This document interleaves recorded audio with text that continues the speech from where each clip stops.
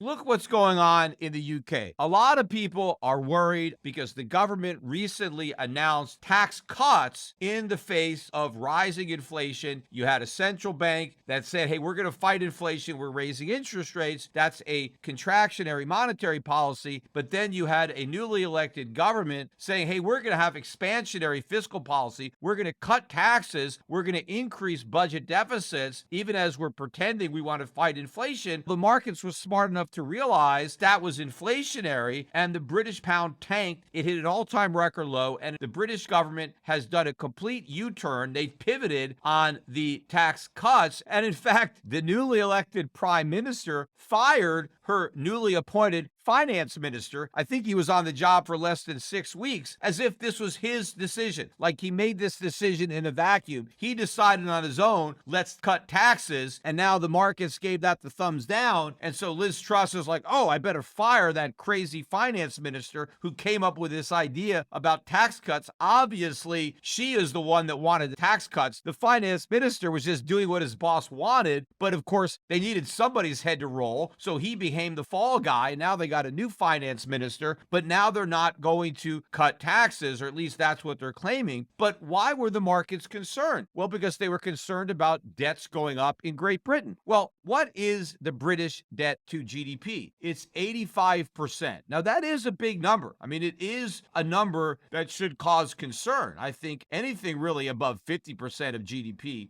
is too big a number. So because these tax cuts threatened to send British debt to GDP even higher, investors rightly dumped the pound. But what did they do? They bought dollars. They sold pounds for dollars, but they were selling pounds because Britain has got a debt problem. The irony is they were buying dollars despite the fact that the United States has an even bigger debt problem. Our debt to GDP in the United States is 125%.